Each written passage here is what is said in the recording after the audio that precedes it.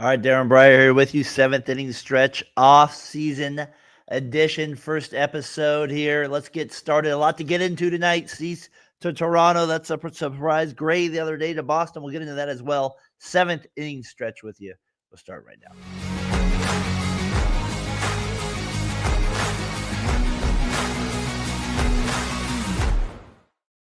All right, Darren Breyer here with you on seventh inning stretch, Variety Sports Network. Let's start out with Dylan Cease. He ends up with Toronto tonight. We're going to start out with Sonny Gray, but he ends up in the last couple hours headed over to Toronto on a 7-year deal with the Blue Jays. The Blue Jays finished last year 94 wins, a tie there with the Yankees, but they end up getting the tiebreaker. They end up finishing it off. They get Dylan Cease, who's been one of the best pitchers in the last 5 years in terms of strikeout ratio for sure. No doubt about that. He's been in the 200s the last 5 seasons, ends up with 215 this year in San Diego. He's proven to be durable throughout that run as well. Toronto gets them. They're 1 win away this year from the World Series. They end up adding Cease now to the rotation with a guy like Savage, Gosman, guys that can strike people out. I think it's a big pickup for the Blue Jays. Probably an overpay at the end of the deal. I always feel like with started pitchers, right? I feel like teams normally will give 2 years extra than they should. And in this case, that's probably the same case. It should be a 5-year deal, but it ends up being a 7-year deal for Toronto. But an ace, a guy that adds depth to their rotation. They can bring in these young guys along, see if they get anything again from you, Savage. Do they re-sign Bassett? We'll be curious what they do with the back end of the rotation, but they get a guy at the top end there that can join Gosman and Savage there to give them a real chance there as they move into the playoffs. So that's a big deal for Toronto tonight. San Diego, are we waving the white flag? At what point? What are they doing at this point? San Diego, how far will this sell job go? Will it go to Machado? Will it go to Tatis? Cease has always seemed to be on the move the last 2 years. Not surprising. He eventually gets moved this offseason. Seems to make the most sense, and he ends up with a good deal there in Toronto. Let's get to Sonny Gray as well to Boston. A big trade there.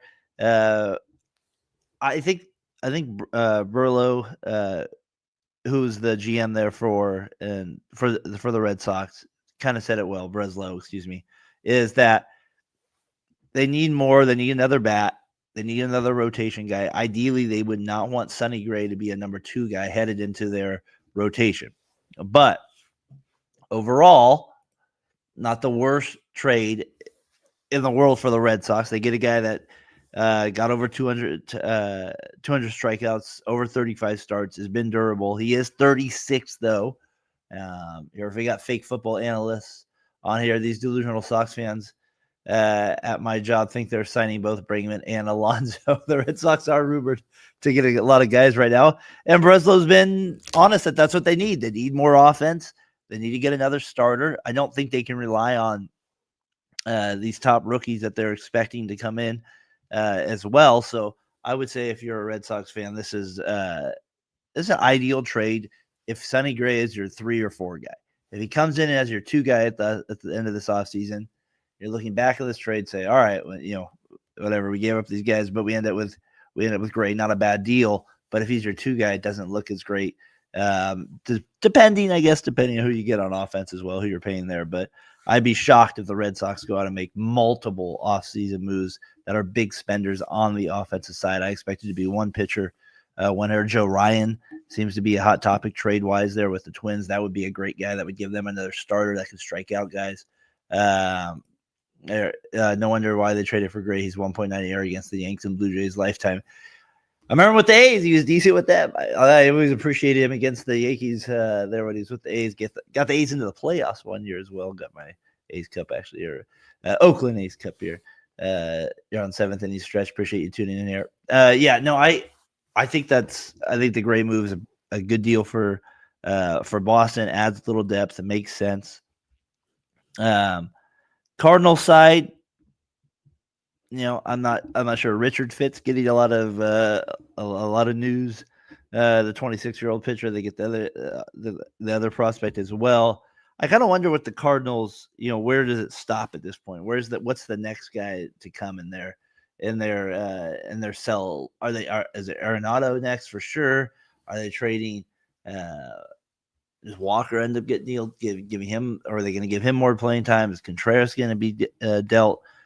There's a lot of things unknown with the Cardinals organization right now, and I feel like for the first time in a while, I just feel like they keep taking steps backwards. And so I'm curious, not saying that this trade is an awful trade by any means. Gray was 36, but they're just the way they make moves doesn't seem the same way that they used to anymore. So that would be a big part for me with the Cardinals and the Red Sox trade there as well with Sonny Gray. So we'll see how that ends up there. Some of the other moves around Major League Baseball that kind of wanted to touch on with Simeon for Nimmo. Interesting deal there. Obviously, contract's a big deal. Nimmo had 5 years left on his deal, $102 million. Simeon, 35 years old, had $72 million left on his deal in the next 3 seasons. The Mets also sent $5 million to Texas in this deal. Nimmo originally re-signed with the Mets on an 8-year, $162 million deal after the 22-23 season. I don't know. Interesting deal. I feel like for the first time in a while, this might be a trade that kind of benefits the Rangers a little bit. We'll see. Obviously, again, being the A's person out here, saw Simeon play a lot, went to Cal. But I just feel like I kind of like this chance the Rangers are taking in this spot, I guess I would say, given what Nimmo's been through. Simeon obviously maybe still has 1 year left in the tank. Maybe he can deliver.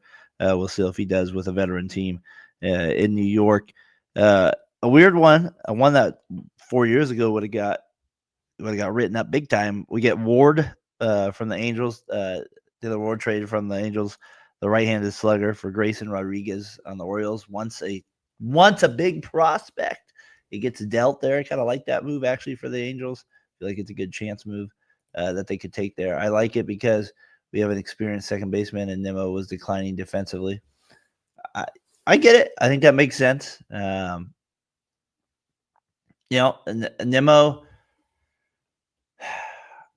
was, I think, was definitely one of those hot topics in New York. You could tell that. I never was a fan of the deal at all. I thought Nimmo was a little overrated. I just, at this point in the deal, when they end up getting Simeon, I don't hate it as much for the Rangers. But overall, I never like the move that the Mets originally made to get him to begin with. So, but I think the Mets definitely need to make a little noise, and they do that. They get Simeon. I think gives them a little kind of a different locker room feel there. Right-handed hitter there as well, so gives them a little depth at that position. I wonder what they'll do with Marte as well, if you're a Mets fan there. But the Grayson Rodriguez move to the Angels, I really like that move for the Angels. Get the right-handed starter, kind of on a low sale there. Obviously, Ward's been a good hitter for them as well. But I like that move, sneaky move there for the Angels. I like that one. I'm going to see how that plays out during the offseason here. Dubon to the Braves. They get a Gold Glover there in Atlanta. They end up trading there as well. I want to get into some of the top free agents here in Major League in baseball in terms of the pitching side of things. So obviously Valdez is going to get the number one run here. Obviously Cease has been given up, but I mean Valdez and Suarez. Valdez the lefty, Suarez the righty. How much do they go for? I would think Houston would let him go after that whole thing with the catcher as well. Seems like it might be time there. I want to get into different episodes of where they go and all that, but Valdez looking like he could be a great addition to a team. Ranger Suarez as well. Michael King, kind of interesting. His he'll end up going. Zach Gallen, interesting timing on his free agency along with Kelly. So it'll be interesting with some of those top guys. Gallen to me is somebody I would want to take a chance on. King is definitely somebody I would want to take a chance on as well. Valdez, Astros fans, what do you think? Does he need a new spot? Like, what do we think with him? Like, do you like where he's at in his career with that incident? Do you feel like they can move past that? Obviously, he's a great pitcher, but what's the feel there that you guys are thinking out there as well? And then, I've come to like Ranger Suarez a little bit too, so I think Suarez could give. But man, again, you look at the money that you're getting like Valdez for $210. It's like, ooh, I don't know if he's as good as reliable as Cease, but maybe he is. So it's just not in my opinion. He isn't, but it's a lot of money to pay. But anybody that gets Valdez will definitely benefit for sure. Skeen Scoob will end up winning the Cy Young easily. Obviously, Skeen's arbitration, no problem at all. Gets the highest there ever. Judge Ohtani, their MVP. Judge, I wish Logan Stone was here. I'll get into it with him one of these times. But Judge Cal thing there in Seattle. If we reverse teams, does it make a difference? That's the big conspiracy. Would Judge lose if he was on the Mariners with those stats?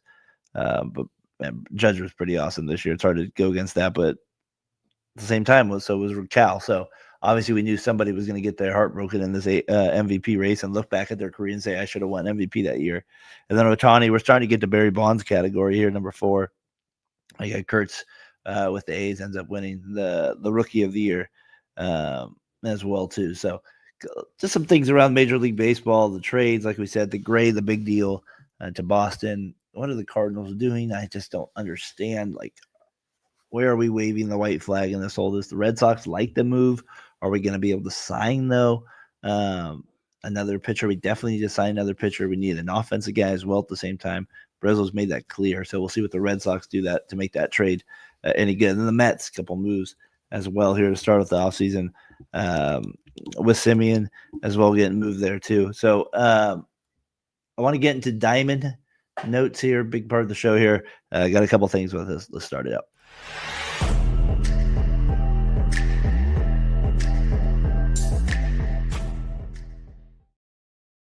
All right, Diamond notes here. Got my son next to me watching here. Xavier Breyer over here watching with me. Got the day off here from school. He's on a little 7th inning stretch, a little crowd here appearance. All right, Ohtani says he's playing. Team Japan World Baseball Classic will be here soon enough in the spring. We'll be watching that for sure. A-Rod calls out Bud Selig being in the Hall of Fame. For once in my life, can I say, A-Rod, I'm on your side on that one. And then the big news coming in as well. Anthony Rendon is getting, I think the Angels are going to buy him out. Is he going to retire? One of the worst contracts in Major League Baseball history. Trent Grisham, he re-signs with the Yankees as well. Xavier got his card. Remember that rookie card there. So he resigns with the Yankees. He had a great season last year with New York, 30-plus bombs there with the Yankees as a leadoff role, kind of at the bottom of the order hitter at times as well, but batted leadoff quite a bit for them and is a great defender. So good pick up there with the Yankees to keep him as well. And I want to get back to my flashback video here this week. Mets fans, if you're watching, you probably won't be as fan, but this one kind of, I don't know why. Here it is. What a ride! The Cardinals are world champs in 2011. It's in the bank here. Had it there. Thanksgiving edition. Game 1 here. Bottom of the 9th. Familia on the mound. He was at Oakley at one point as well. Here he goes. Gordon up to bat. He's 0 for 2 so far. Not so long. Gordon in the air, shot. Back at the wall. This game is tied.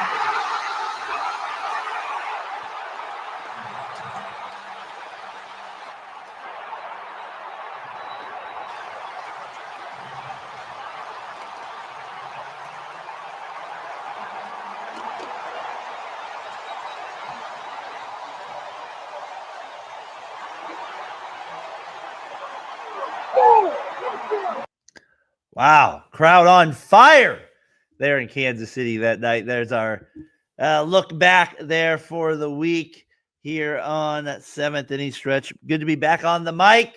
Logan Stone, hopefully get out here. Josh Edwards, Brandon, thanks for getting this together.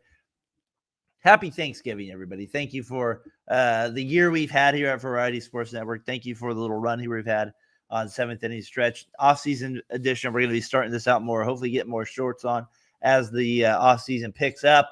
We'll be with you hopefully every week from this point on. Everybody, have a